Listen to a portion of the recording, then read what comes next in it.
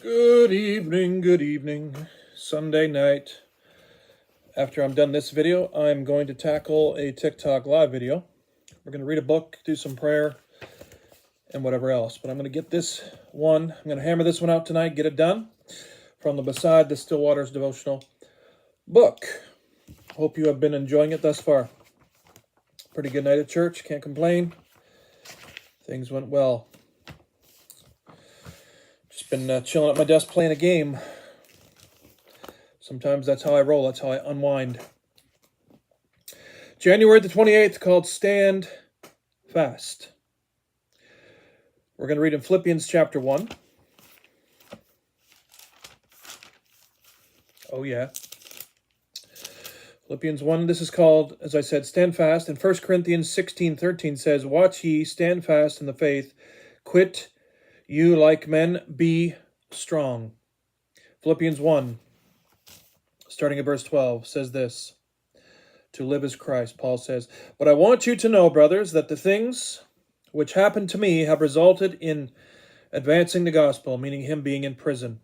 He was able to write many letters and have visitors and whatever.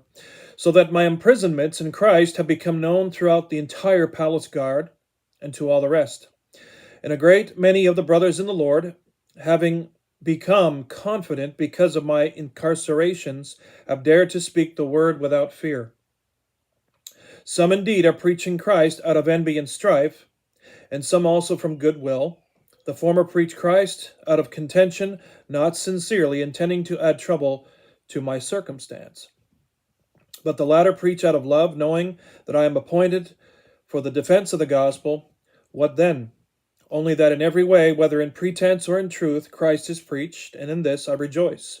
Indeed, I will rejoice, for I know that through your prayer and the support of the Spirit of Jesus Christ, this will result in my deliverance. Accordingly, it is my earnest expectation and my hope that I shall be ashamed in nothing, but that with all boldness, as always, so now also Christ will be magnified in my body, whether it be life or by death. For to me, to continue living is Christ, and to die is gain. But I am to live on in the flesh. This will mean fruitful labor to me. Yet I do not know what I will choose. I am in a difficult position between the two. He's being torn back and forth, he's saying. And this was what it was over. Having a desire to depart and to be with Christ, which is far better. Nevertheless, to remain in the flesh is more needful for your sake. Having this confidence, know that I shall remain and continue with you, all for your joyful advancement of the faith. I guess we're going to the end of the chapter, yes.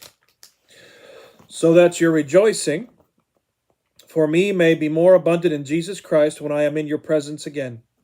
Only let your conduct be worthy of the gospel of Christ, that whether or not I come and see you, I may hear of your activities, that you are standing fast in one spirit, with one mind, striving together for the faith of the gospel. Do not be frightened by your adversaries. This is a sign of them, of their destruction, but of your salvation, and this from God. For to you it was granted on behalf of Christ not only to believe in him, but also to suffer for his sake, having the same conflict which you saw in me, and now is in me. I think that's what he said. I closed it a second too soon there. Having the same conflict which you saw in me, and now here is in me. Okay, there we go. Stand fast. Our author is Denver Yoder of Somerset, Ohio. And it's again called Stand Fast. A certain boy claimed that his dog would bark at the moon all night. Oh, someone said, what does the moon do? Nothing, replied the boy. The moon just keeps on shining. No one, including a Christian, likes to be barked at or ridiculed. Constant criticism can wear down a child of God, wherever it comes from. According to 2 Peter 1:12, it is good to be established in the present truth. Numerous scriptures admonish us to stand fast.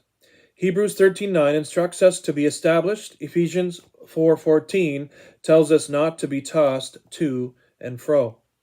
As God's children, we need to be firmly rooted in truth so that we are not tossed about when we are criticized for our faith, or when we stand firm on Christian principles that are taught in the Bible. Can we keep right on shining like the moon?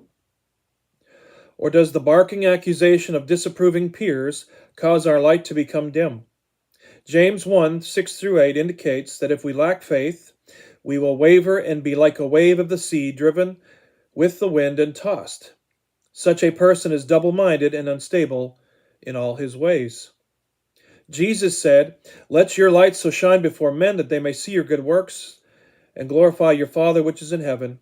Matthew 5:16. How much barking does it take for our moon to quit shining?